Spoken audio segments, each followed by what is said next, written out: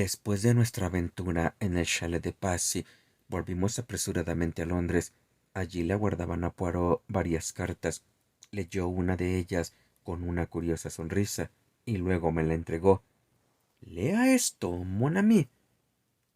Miré primero la firma, Abe Ryland, y recordé las palabras de Poirot, el hombre más rico del mundo.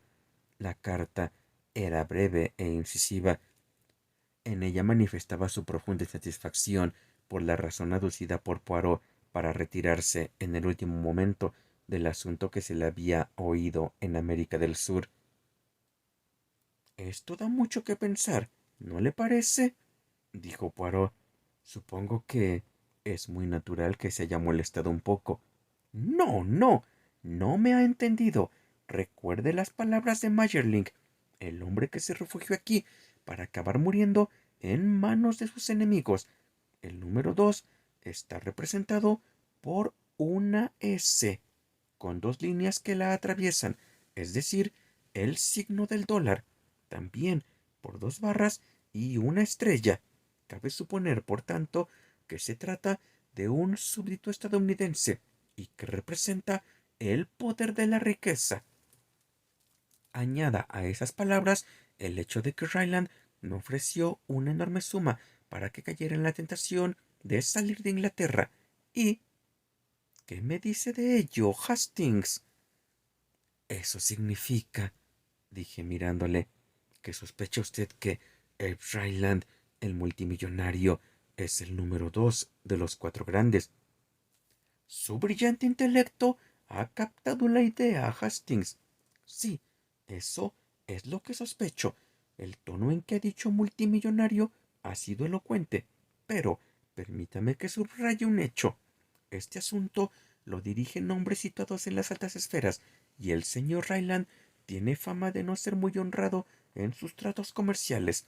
Es un hombre hábil, falto de escrúpulos, que dispone de toda la riqueza que necesita y cuyo deseo de poder no tiene límites.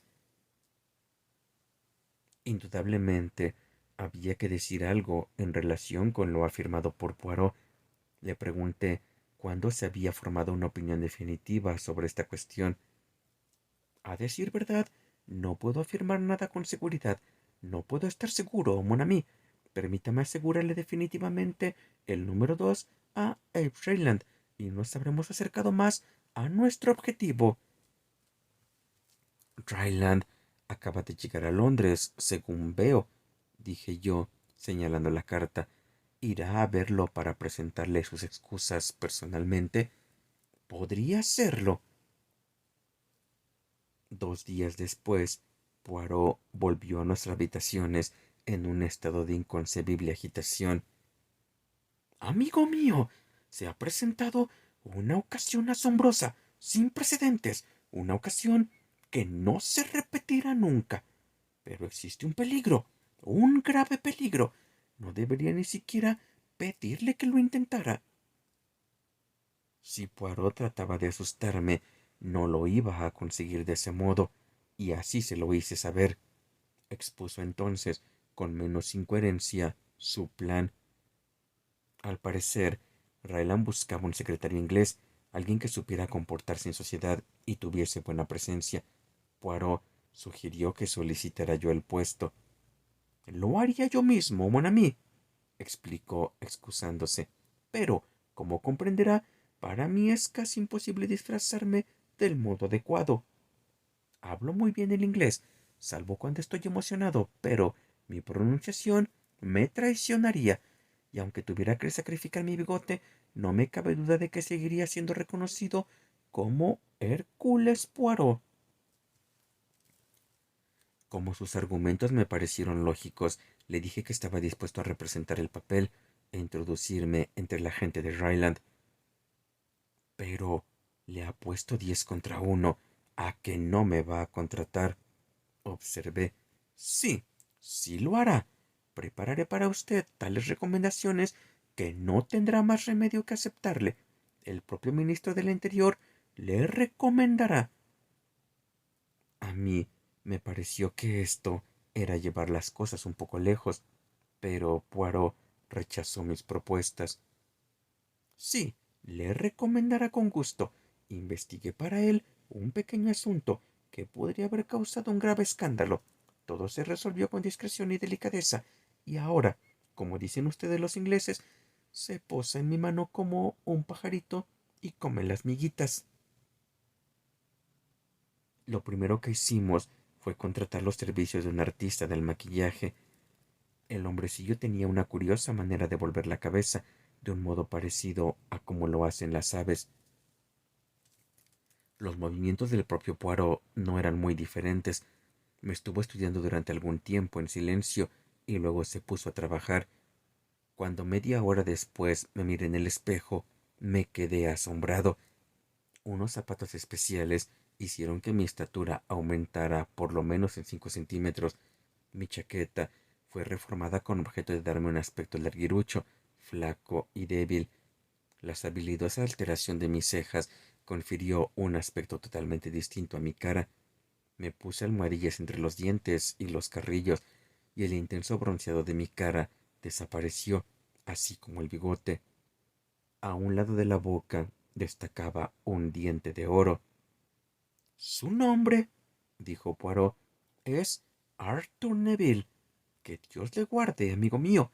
Mucho me temo que va usted a moverse por lugares peligrosos.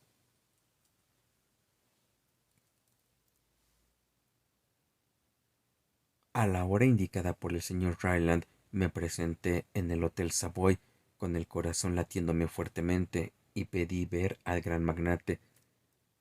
Tras aguardar unos minutos, me hicieron subir a su suite. Ryland estaba sentado ante una mesa. Frente a él tenía abierta una carta que con el rabillo del ojo pude ver estaba escrita de puño y letra por el mismísimo ministro del Interior. Era la primera vez que veía al millonario norteamericano y, sin poderlo remediar, me causó una excelente impresión. Era un hombre alto y delgado, con la barbilla prominente y la nariz ligeramente aguileña. Sus ojos brillaban fríos y grises detrás de unas cejas salientes.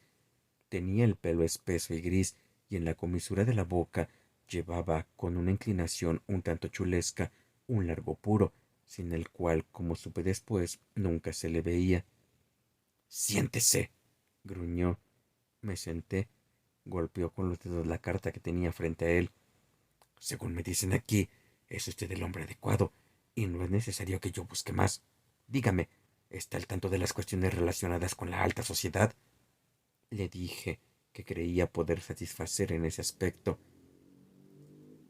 Quiero decir que, si invito a duques, condes y vizcondes, etc., a la finca que he adquirido en el campo, ¿será usted capaz de clasificarlos correctamente y ponerlos en donde corresponda alrededor de una mesa?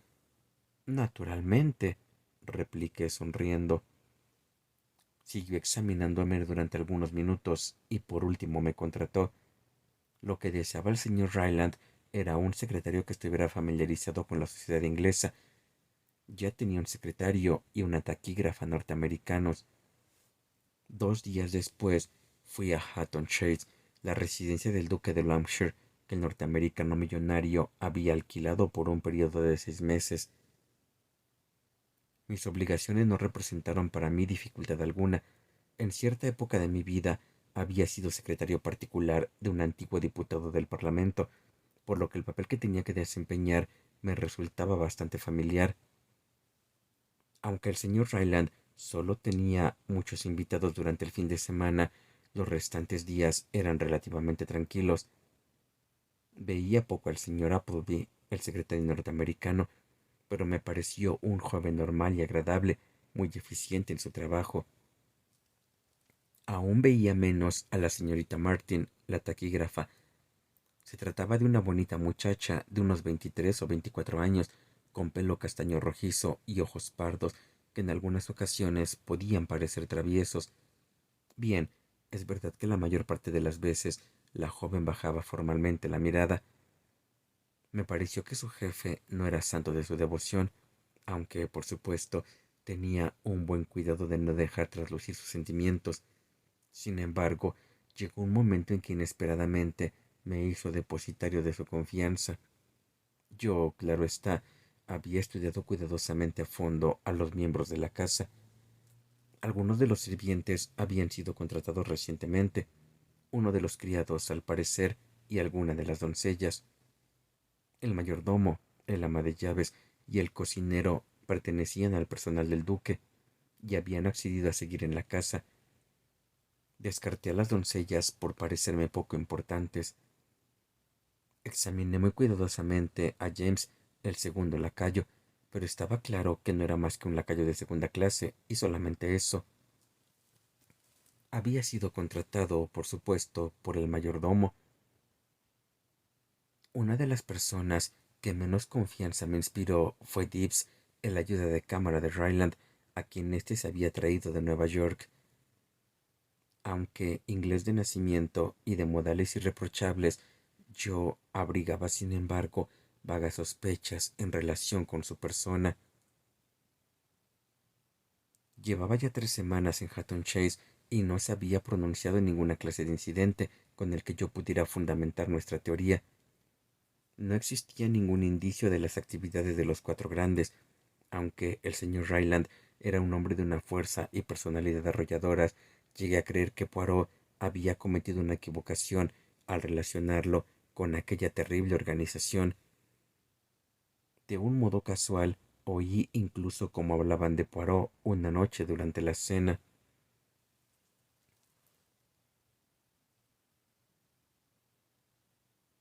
Dicen que es un tipo extraordinario, pero a mí me parece más bien una persona que desiste fácilmente de lo que ha comenzado, que como lo sé, hice un trato con él y me dejó plantado en el último minuto. No quiero saber nada más de ese Monsieur Hércules Poirot de ustedes. En momentos como aquellos era cuando me parecían más fastidiosas las almohadillas que llevaba entre los dientes y los carrillos. Por entonces, la señorita Martin me contó una historia bastante curiosa. Ryland había ido a pasar el día a Londres y se había llevado consigo a Appleby. La señora Martin y yo paseábamos por el jardín después del té. La joven me gustaba mucho por su modo de ser, natural y poco afectado. Comprendí que había algo que le preocupaba, y ese algo salió por fin a la luz en la conversación. ¿Sabe, comandante Neville? Me dijo, que estoy pensando en abandonar este empleo. Me mostré algo asombrado, y ella continuó atropelladamente. Ya sé que en cierto modo es estupendo conseguir un empleo así. Supongo que la mayoría de las personas me considerarían tonta por abandonarlo. Pero no soporto los malos tratos, comandante Neville. Escuchar palabrotas como si estuviéramos entre carreteros es más de lo que puedo aguantar. Ningún caballero haría tal cosa. ¿Le habla Ryland en esa forma? Ella afirmó. Por supuesto, tiene mal carácter y está siempre irritado. Eso es algo que no puede sorprenderle a nadie durante la jornada de trabajo. Pero dejarse arrebatar por esos accesos de violencia, por nimiedades, realmente me miró como si dispusiera a matarme. Y, como ya le digo, por una cosa sin la menor importancia. Cuénteme, ¿qué pasó? Le dije muy interesado. Como sabe, abro todas las cartas dirigidas al señor Ryland. Algunas se las paso al señor Appleby, de otras me ocupo yo personalmente, pero soy yo siempre quien hace la clasificación preliminar. Ahora bien, hay ciertas cartas que están escritas en papel azul y con un diminuto 4 marcado en la esquina. Perdón, ¿decía usted? Yo no pude reprimir una exclamación ahogada, pero me apresuré a negar con la cabeza y le rogué que continuara. Bien, pues, como iba diciendo, llegan estas cartas y hay órdenes estrictas de no abrirlas nunca. Debo entregárselas directamente y sin abrir al señor Ryland. Por supuesto, siempre lo he hecho así. Pero ayer por la mañana hubo un volumen inusitadamente grande de correo y yo estaba abriendo las cartas con mucha prisa. Por equivocación, abrí una de las cartas azules. Tan pronto como vi lo que había hecho, se la llevé al señor Ryland y le expliqué lo que me había pasado. Con gran sorpresa por mi parte, se puso extraordinariamente furioso. Como le decía, me asusté muchísimo. ¿Qué cree que podría contener la carta para que se alterara de ese modo? absolutamente nada. Y eso es lo más curioso del caso. Yo la había leído antes de descubrir mi equivocación. Era muy breve, y todavía la recuerdo palabra por palabra. En ella no había nada que pudiera contrariar a nadie. ¿Dice que puede recordarla? Dije, animándola a que la repitiera. Sí. Hizo una pausa durante unos momentos y a continuación repitió lentamente el contenido de la carta mientras yo anotaba las palabras con discreción. La carta decía así: Distinguido señor, lo esencial ahora es que vea la propiedad. Si usted quiere inscribir la cantera, entonces parece razonable 17,000. Excesivo el 11%. El 4 es suficiente. Le saluda atentamente Arthur Leversham. La señorita Martin siguió diciéndome: se refiere evidentemente a alguna propiedad que el señor Ryle empezaba a comprar, pero francamente considero que es peligroso un hombre que por una nimiedad es capaz de montar en cólera de ese modo. ¿Qué cree que debo hacer, señor Neville? Usted tiene más mundo que yo. Tranquilicé a la joven y le indiqué que el señor Ryland sufría probablemente de una enfermedad propia de los miembros de su clase, la dispepsia. Al final la dejé bastante confortada. Con todo, yo no estaba tan satisfecho de mí mismo. Una vez que la muchacha se hubo ido y pude quedarme solo, saqué mi cuaderno de notas y escribí la carta de la que había tomado nota. ¿Qué significado tendría aquella aparentemente inocente misiva? Se refería a algún negocio que Ryland había emprendido y del que tenía gran interés en que no se escapara ningún detalle hasta que la operación se hubiera realizado. Esa era una posible explicación, pero recordé el pequeño 4 con el que se marcaban los sobres y pensé que, por fin, me hallaba sobre la pista de lo que estábamos buscando. Toda aquella noche y la mayor parte del día siguiente lo pasé estudiando la carta, y de pronto hallé la solución. Era muy sencillo. La cifra 4 era la guía. Leyendo una palabra de cada 4 en la carta, aparecía un mensaje completamente distinto. Esencial. Vea usted cantera 17, 11, 4. Tampoco era difícil adivinar lo que significaban las tres cifras consecutivas. 17 correspondía al 17 de octubre, que era el día siguiente. 11 era la hora y 4 la firma, que podría referirse al propio número 4 o bien a la marca, por decirlo de algún modo, de los cuatro grandes. También lo de la cantera era inteligible. En la finca había una gran cantera abandonada a cosa de media milla de la casa. Era un lugar solitario, ideal para una reunión secreta. Durante unos meses estuve tentado de llevar el asunto yo solo. Sería una gran satisfacción apuntarme un tanto, siquiera fuera por una sola vez, para poder jactarme ante Poirot. Pero al final dominé la tentación. Este era un gran asunto, y yo no tenía derecho a actuar por mi cuenta, poniendo quizá en peligro nuestras posibilidades de éxito.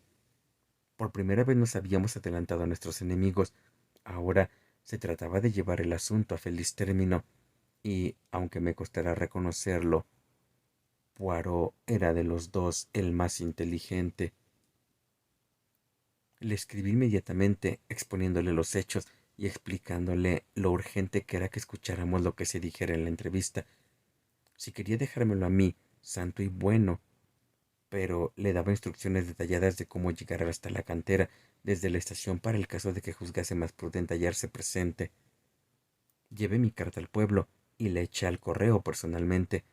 Durante mi estancia me había podido comunicar con Poirot mediante el simple recurso de echar personalmente mi carta al correo, pero acordamos que él no debía intentar comunicarse conmigo por si alguien interceptaba mi correspondencia.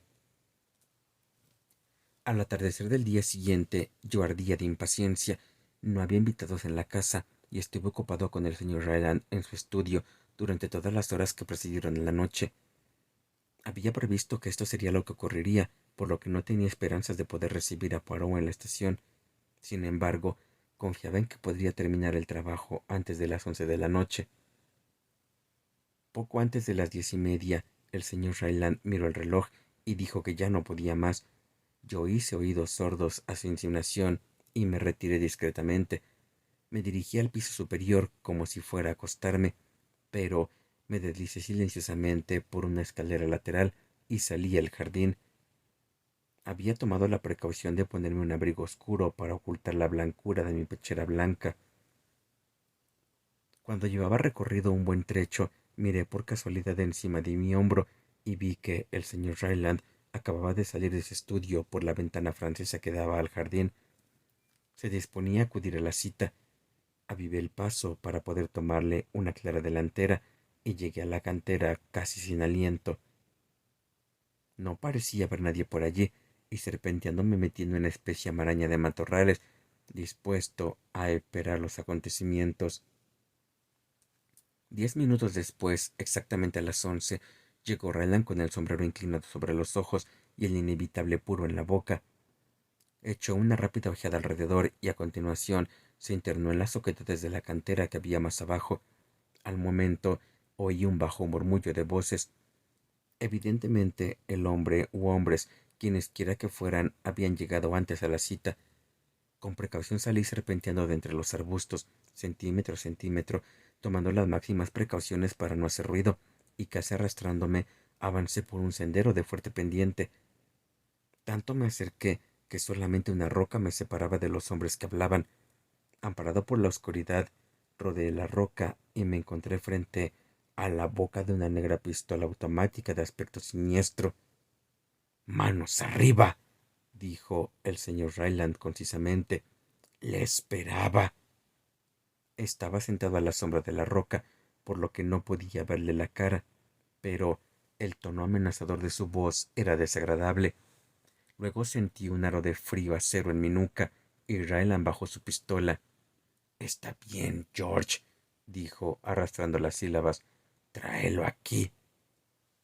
Lleno de rabia para mis adentros, fui conducido a un lugar entre las sombras en que el invisible George, que supuse sería el impecable Dibbs, me amordazó y ató hasta inmovilizarme.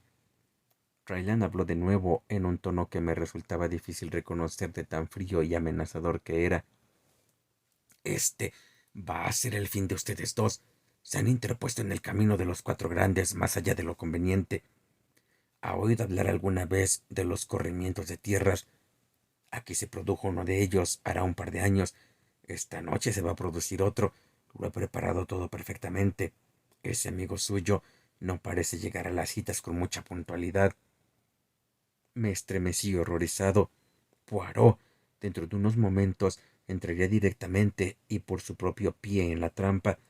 A mí me era imposible advertirle. Mi única esperanza residía en que hubiera preferido dejar el asunto en mis manos y se hubiera quedado en Londres. De haber venido, tendría que haber llegado ya. Con cada minuto que transcurría, mis esperanzas aumentaban. De pronto, esas esperanzas quedaron reducidas a la nada. Oí ruido de pasos cautelosos, pero pasos al fin y al cabo. Me retorcí angustiado por mi impotencia. Procedían del sendero. Al poco, Poirot en persona apareció, con la cabeza un poco ladeada y escudriñando las sombras.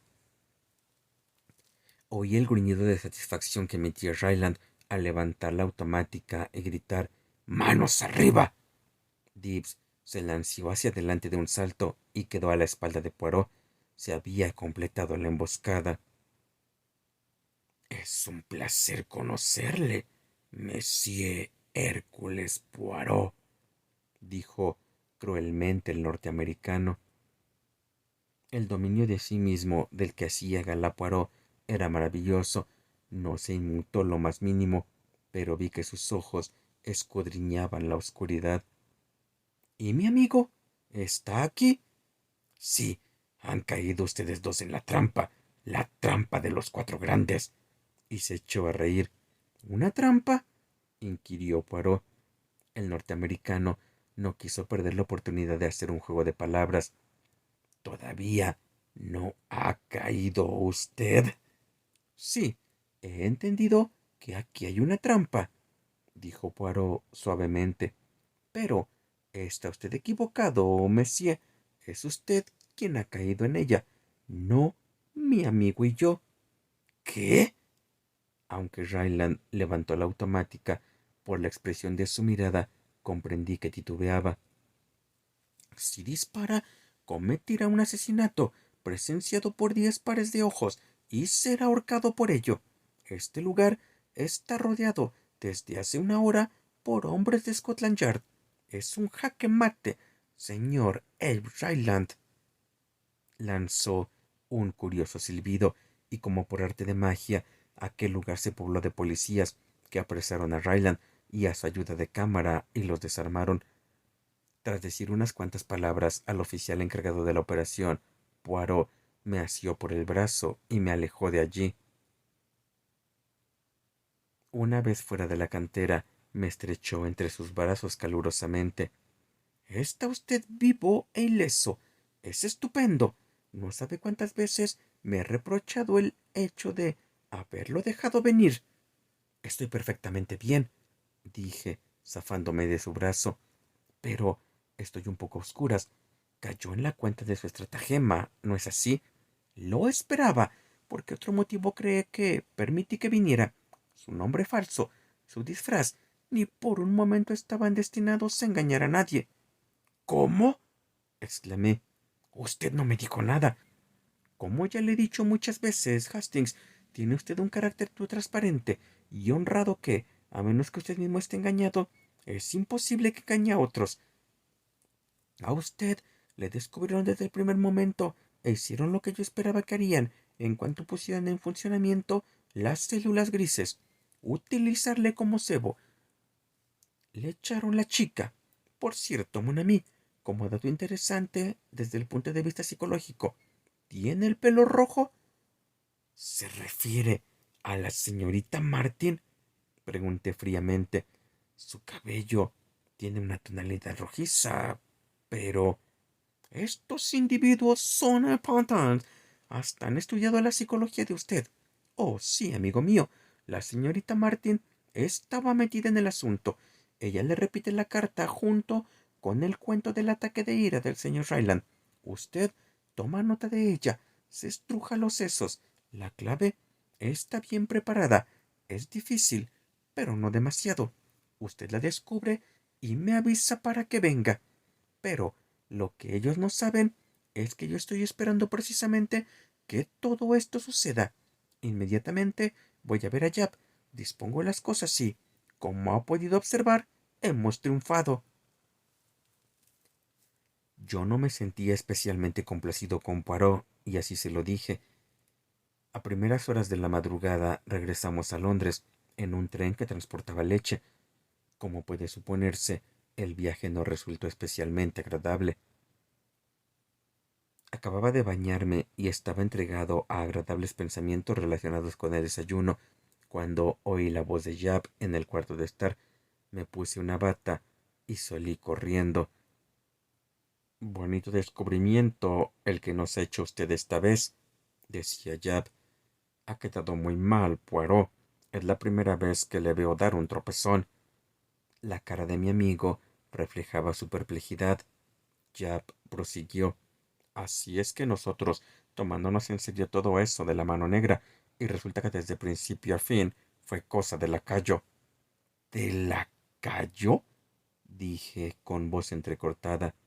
Sí, James, o como quiera que se llame, parece ser que apostó en el comedor de los criados a que su señoría, eso va por usted, señor Hastings, le tomaría por el viejo, y que le haría creer un montón de majaderías sobre una banda denominada Los Cuatro Grandes. Imposible, exclamé. Aunque usted no se lo crea, llevé a nuestro caballero directamente a Hatton Chase, y allí resultó que el verdadero Ryland estaba acostado y dormido. El mayordomo, la cocinera y sabe Dios cuánto más no dejaban de repetir lo de la apuesta. No fue más que una broma estúpida, eso es lo que fue. El propio ayuda de cámara se prestó a tomar parte en la burla.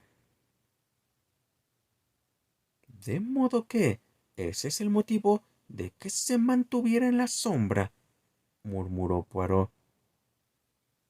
Una vez que se hubo marchado Japp, nos miramos mutuamente. Hastings, ahora sabemos con seguridad, dijo Poirot por último, que Abe Ryland es el número 2 de los cuatro grandes. La mascarada por parte del lacayo tuvo por objeto asegurar una salida en caso de apuro. ¿Y el lacayo? Sí, dije en voz baja.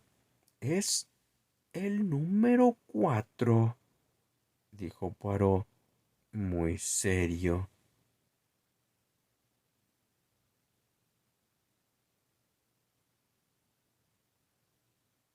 Capítulo 8.